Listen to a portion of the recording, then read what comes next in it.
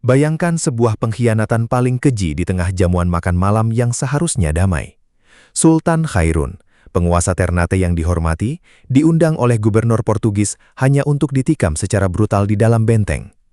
Darah yang tumpah itu bukan sekedar akhir dari satu nyawa, melainkan awal dari badai yang akan menyapu habis kekuasaan Eropa di timur jauh. Seorang putra mahkota berdiri di tengah duka, bersumpah untuk menuntut balas atas kematian ayahnya. Dialah Ba'abullah, sosok yang nantinya akan dikenal sebagai penguasa 72 pulau. Apakah kalian siap menyelami kisah dendam yang berubah menjadi kejayaan luar biasa ini? Mari kita mulai perjalanan ini bersama-sama. Halo teman-teman, selamat datang kembali di kanal kita. Hari ini kita akan membahas sosok yang mungkin namanya sering kalian dengar di buku sejarah, tapi kisahnya jauh lebih epik dari sekedar teks sekolah.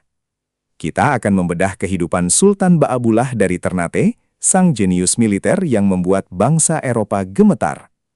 Di video berdurasi 30 menit ini, kita akan melihat taktiknya, kemarahannya, dan bagaimana dia menyatukan Nusantara Timur di bawah satu panji. Jangan lupa siapkan camilan kalian, karena cerita ini sangat seru. Yuk kita telusuri jejak-jejak keberanian sang penakluk 72 pulau. Untuk memahami kemarahan Ba'abullah, kita harus kembali ke masa ketika cengkeh dan pala lebih berharga daripada emas di Eropa. Maluku, khususnya Ternate, adalah pusat dunia saat itu. Semua bangsa ingin menguasai kepulauan rempah-rempah ini, terutama Portugis yang datang dengan tamak. Mereka tidak hanya ingin berdagang, tapi ingin memonopoli segalanya dengan kekuatan senjata. Persaingan ini menciptakan ketegangan yang luar biasa antara penduduk lokal dan pendatang. Sultan Khairun, ayah Ba'abullah, sebenarnya sudah mencoba berdiplomasi dengan sangat sabar. Namun, kesabaran itu justru dibalas dengan konspirasi yang sangat gelap dan mematikan. Portugis, di bawah kepemimpinan Lopes de Mesquita, merasa terancam dengan pengaruh Sultan Khairun yang semakin kuat di antara kerajaan-kerajaan Islam lainnya. Mereka merasa bahwa selama Khairun masih bernapas, monopoli mereka tidak akan pernah sempurna. Akhirnya, sebuah rencana jahat disusun di dalam benteng Sao Paulo. Mereka mengirim undangan persahabatan kepada Sultan untuk merundingkan perdamaian. Sultan Khairun, sebagai seorang pemimpin yang memegang teguh kehormatan, datang tanpa pengawalan besar. Dia tidak menyangka bahwa di balik senyum para diplomat Portugis tersimpan belati yang siap menghujam jantungnya. Inilah kejahatan yang memicu kemarahan seluruh rakyat Maluku. Saat berita kematian Sultan Khairun tersebar, Ternate tidak menangis dalam diam, mereka meraung dalam amarah. Ba'abullah, yang saat itu masih sangat muda, namun sudah terlatih dalam perang, dilantik menjadi sultan di tengah suasana duka yang mendalam. Di hadapan jenazah ayahnya dan rakyatnya, dia mengucapkan sumpah yang mengerikan. Dia bersumpah tidak akan berhenti berperang sampai orang Portugis terakhir diusir dari tanah Maluku. Dia juga menolak untuk berkomunikasi dalam bahasa mereka lagi. Sumpah ini bukan sekadar emosi sesaat, melainkan strategi jangka panjang yang akan mengubah peta kekuatan di Asia Tenggara selama bertahun-tahun ke depan. Langkah pertama Ba'abullah adalah menyatukan kekuatan. Dia tahu bahwa Ternate tidak bisa menang sendirian jika hanya mengandalkan otot. Dia mulai mengirim utusan ke seluruh penjuru kepulauan, dari Mindanao di utara hingga ke Kepulauan Kei di selatan. Dia mengingatkan semua raja dan kepala suku tentang kekejaman Portugis yang baru saja terjadi. Strategi diplomasinya sangat cerdas, karena dia menggunakan isu agama dan kedaulatan untuk menyatukan perbedaan. Dalam waktu singkat, sebuah koalisi raksasa terbentuk. Ini adalah pertama kalinya begitu banyak kerajaan di wilayah tersebut bersatu demi satu tujuan, kemerdekaan total dari pengaruh asing. Ba'abullah tidak langsung menyerang dengan membabi buta. Dia adalah seorang ahli strategi yang sangat tenang. Dia menerapkan blokade total terhadap benteng Sao Paulo, markas besar Portugis di Ternate. Dia memutus jalur suplai makanan dan air bersih. Dia ingin musuhnya merasakan penderitaan yang lambat sebelum akhirnya menyerah. Selama bertahun-tahun, pasukan Ternate mengepung benteng tersebut dengan ketat. Orang-orang Portugis di dalam benteng mulai kelaparan, terjangkit penyakit, dan kehilangan harapan. Ba'abullah menunjukkan bahwa kemenangan tidak selalu harus diraih dengan pertumpahan darah besar di awal, melainkan dengan ketahanan dan kesabaran yang luar biasa. Selama masa pengepungan, Ba'abullah tetap menunjukkan sisi kemanusiaannya yang unik. Dia sering memberikan kesempatan bagi warga sipil atau mereka yang ingin menyerah untuk pergi dengan aman. Namun, bagi para tentara Portugis yang keras kepala, dia tidak memberikan ampun sedikit pun. Dia memimpin pasukannya dalam serangkaian serangan gerilya di sekitar pulau untuk memastikan tidak ada bantuan yang bisa mencapai benteng. Kehebatannya di medan perang membuat musuh-musuhnya menjulukinya sebagai Palu dari Timur. Setiap kali Portugis mencoba melakukan serangan balik, pasukan Ba'abullah selalu selangkah lebih maju, seolah-olah dia bisa membaca pikiran para komandan Eropa tersebut. Teman-teman, bayangkan betapa sulitnya hidup di dalam benteng yang terkepung selama 5 tahun. Ya, kalian tidak salah dengar, pengepungan itu berlangsung selama 5 tahun. Portugis terpaksa memakan tikus dan sepatu kulit untuk bertahan hidup. Sementara itu, di luar benteng, Ba'abullah membangun kekuatan ekonomi dan militer yang semakin solid. Dia memperkuat armada kora-kora, kapal perang tradisional Maluku yang sangat cepat dan lincah. Kapal-kapal ini menjadi momok bagi kapal-kapal besar Portugis yang lamban. Kecepatan kora-kora dalam menyergap dan menghilang di balik pulau-pulau kecil menjadi kunci dominasi Ba'abullah di lautan luas. Akhirnya, pada tahun 1575, pertahanan Portugis runtuh sepenuhnya. Mereka tidak punya pilihan lain selain menyerah tanpa syarat. Namun, apa yang dilakukan Ba'abullah sangat mengejutkan dunia saat itu. Alih-alih membantai semua orang Portugis sebagai pembalasan atas kematian ayahnya, dia justru membiarkan mereka pergi dengan hormat.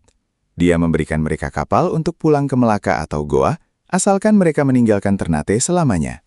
Tindakan ini menunjukkan bahwa Ba'abullah bukan sekadar pejuang yang haus darah, melainkan seorang negarawan yang sangat bermartabat. Dia membuktikan bahwa moralitas pribumi jauh lebih tinggi daripada para penjajah yang mengaku beradab.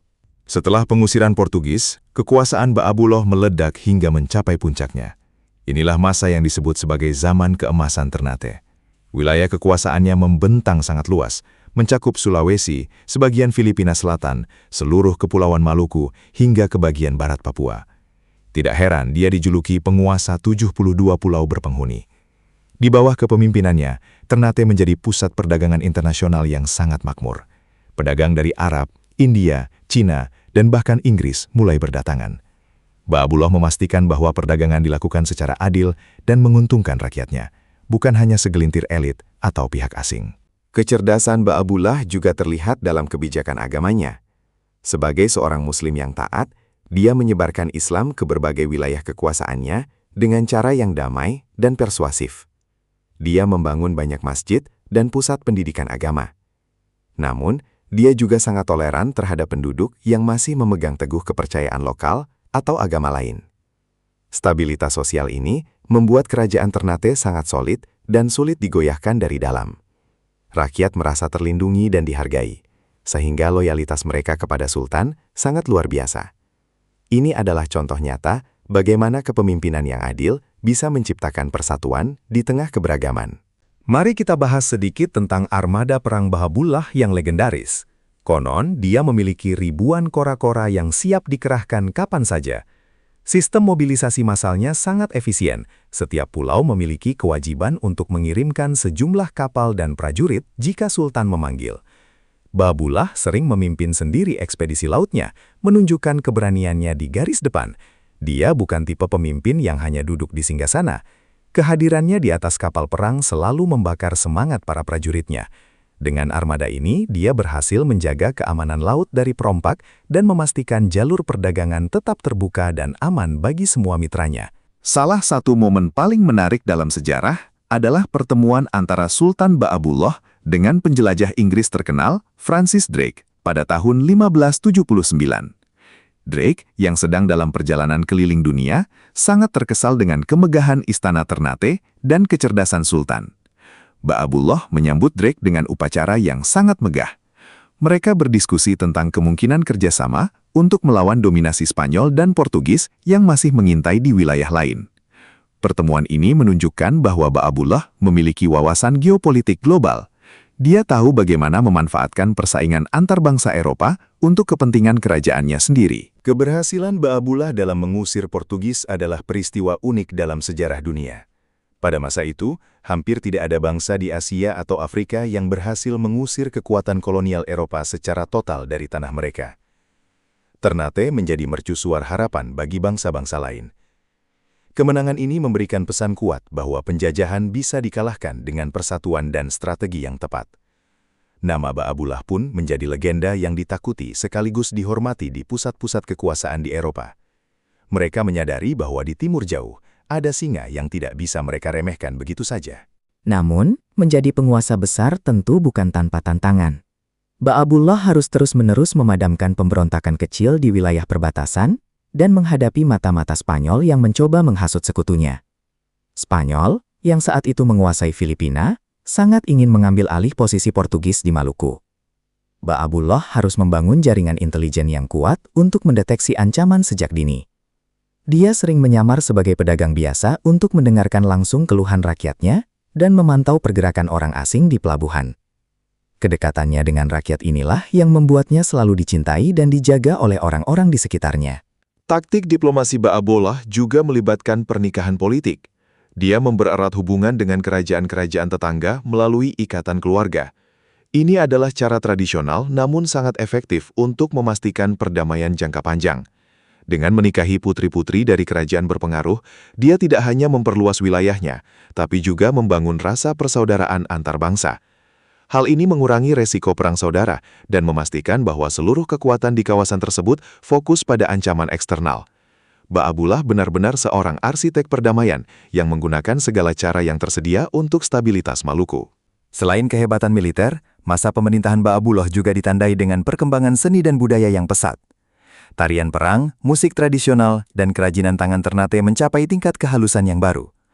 Sultan sangat mendukung para seniman dan pengrajin di kerajaannya. Dia percaya bahwa kekuatan sebuah bangsa tidak hanya diukur dari pedangnya, tapi juga dari kekayaan budayanya. Keindahan istana Ternate pada masa itu sering dipuji oleh para pengelana asing sebagai salah satu yang paling eksotis dan indah di seluruh Nusantara. Budaya Ternate menjadi simbol identitas yang kuat bagi rakyatnya. Namun, di balik semua kemegahan itu, Ba'abullah tetaplah seorang anak yang merindukan ayahnya. Meskipun dendamnya telah terbalaskan dengan pengusiran Portugis, luka di hatinya tidak pernah benar-benar sembuh. Dia sering menghabiskan waktu sendirian di tepi pantai, menatap laut lepas sambil merenungkan tanggung jawab besar yang dipikulnya. Dia menyadari bahwa kejayaan ini hanyalah titipan, dan dia harus mempersiapkan generasi penerus yang tangguh. Ba'abullah sangat disiplin dalam mendidik putra-putranya, memastikan mereka mengerti nilai-nilai keadilan dan keberanian yang telah dia perjuangkan selama hidupnya. Mari kita bicara tentang misteri kematiannya. Sultan Ba'abullah wafat pada tahun 1583. Ada beberapa versi mengenai penyebab kematiannya, namun yang paling umum diterima adalah karena sakit. Kepergiannya meninggalkan lubang besar di hati rakyat Maluku. Pemakamannya dilakukan dengan sangat megah, namun penuh dengan suasana duka yang mendalam. Seluruh pulau seolah berhenti bernapas untuk menghormati sang pahlawan. Meskipun dia telah tiada, semangatnya tetap hidup di dalam sanubari setiap orang Ternate. Dia telah meninggalkan warisan berupa keberanian untuk melawan ketidakadilan, sebuah nilai yang tetap relevan hingga hari ini. Setelah Ba'abullah wafat, Ternate mulai menghadapi tantangan baru. Tanpa kepemimpinan tangannya yang kuat, koalisi 72 pulau perlahan mulai merenggang. Bangsa Eropa lainnya, seperti Belanda, mulai melirik kekayaan rempah-rempah Maluku dengan taktik yang lebih licik dari Portugis. Namun, sejarah mencatat bahwa tidak ada yang bisa menyamai dominasi absolut Ba'abullah. Dia adalah satu-satunya pemimpin yang mampu menyatukan wilayah seluas itu dengan stabilitas yang luar biasa. Namanya menjadi standar bagi setiap sultan yang naik tahta setelahnya. Namun jarang ada yang bisa mendekati pencapaiannya yang legendaris. Apa yang bisa kita pelajari dari Sultan Ba'abullah di zaman modern ini? Pertama adalah tentang integritas. Dia memegang teguh sumpahnya dan tidak bisa disuap oleh kekayaan atau janji manis penjajah. Kedua adalah tentang persatuan. Dia membuktikan bahwa perbedaan suku dan pulau bukanlah penghalang untuk bersatu melawan musuh bersama. Di era sekarang, semangat persatuan ini sangat kita butuhkan untuk membangun bangsa. Ba'abullah mengajarkan kita bahwa kehormatan diri dan kedaulatan bangsa adalah harga mati yang tidak bisa ditawar-tawar dengan apapun. Banyak sejarawan menyebut Ba'abullah sebagai salah satu jenius militer terbesar yang pernah dilahirkan Nusantara. Taktik pengepungannya yang sabar namun mematikan sering dipelajari sebagai contoh manajemen konflik yang sangat efektif. Dia tahu kapan harus menyerang dan kapan harus menunggu. Selain itu, Kemampuannya untuk mengelola logistik ribuan pasukan di ribuan pulau yang berbeda menunjukkan kapasitas manajerial yang luar biasa, jauh melampaui zamannya. Tanpa teknologi komunikasi modern, dia mampu mengkoordinasikan perlawanan serentak di wilayah yang sangat luas. Ini benar-benar sebuah keajaiban militer. Kisah Ba'abullah juga memberikan perspektif baru tentang sejarah true crime kolonialisme. Pembunuhan Sultan Khairun adalah kejahatan internasional yang dilakukan oleh entitas negara terhadap pemimpin berdaulat.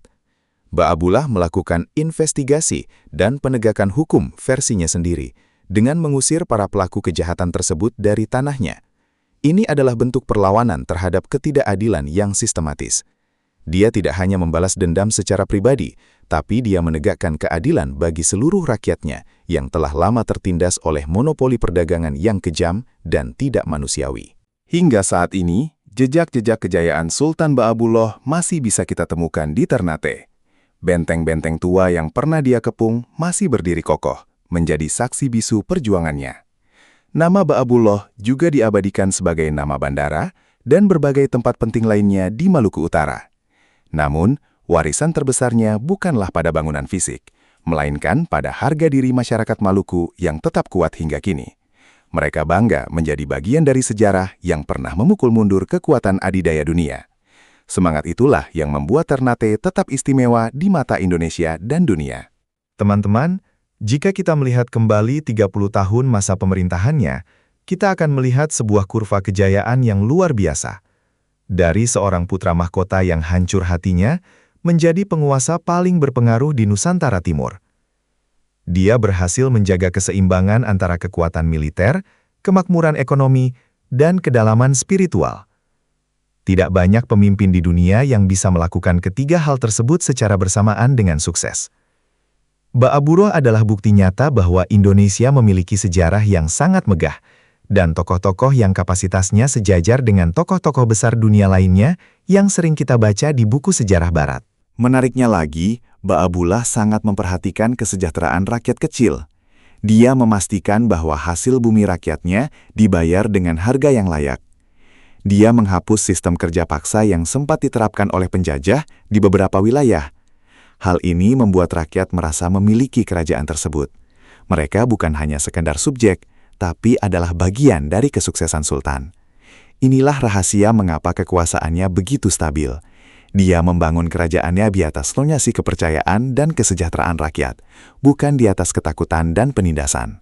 Sekarang, coba kita bayangkan, jika Ba'abullah tidak pernah ada, atau jika dia menyerah pada Portugis saat itu, mungkin wajah Nusantara bagian timur akan sangat berbeda sekarang. Mungkin bahasa dan budaya asli kita sudah lama hilang, tergerus penjajahan yang lebih awal dan lebih brutal. Keberaniannya memberikan kita waktu untuk memperkuat identitas bangsa sebelum gelombang penjajahan berikutnya datang. Dia adalah perisai yang melindungi jantung budaya kita di masa-masa paling kritis. Oleh karena itu, menghargai jasanya adalah cara kita menghargai keberadaan kita sebagai bangsa yang merdeka hari ini. Sebagai penutup diskusi sejarah kita kali ini, Sultan Ba'abullah mengajarkan kita bahwa dendam yang dikelola dengan bijaksana bisa berubah menjadi energi pembangunan yang luar biasa. Dia tidak membiarkan amarahnya merusak dirinya sendiri, tapi dia menjadikannya bahan bakar untuk membebaskan bangsanya. Dia adalah contoh sempurna dari pepatah, perlawanan adalah bentuk tertinggi dari rasa syukur atas kebebasan. Semoga kisah ini menginspirasi kalian semua untuk selalu berani membela kebenaran sekecil apapun peran kalian di masyarakat. Sejarah bukan hanya untuk dikenang, tapi untuk dipetik apinya agar terus menyala. Wah, tidak terasa ya, kita sudah 30 menit berbincang tentang hebatnya Sultan Ba'abullah. Terima kasih banyak buat kalian yang sudah menonton sampai habis. Apakah ada bagian dari kisah Ba'abullah yang paling membuat kalian terkesan? Tulis di kolom komentar ya, mari kita diskusi lebih lanjut. Jangan lupa like and subscribe untuk update seru lainnya tentang misteri sejarah dan kisah-kisah luar biasa dari Nusantara. Sampai jumpa di video berikutnya, tetaplah penasaran dan teruslah belajar dari sejarah. Salam dari Ternate untuk Indonesia.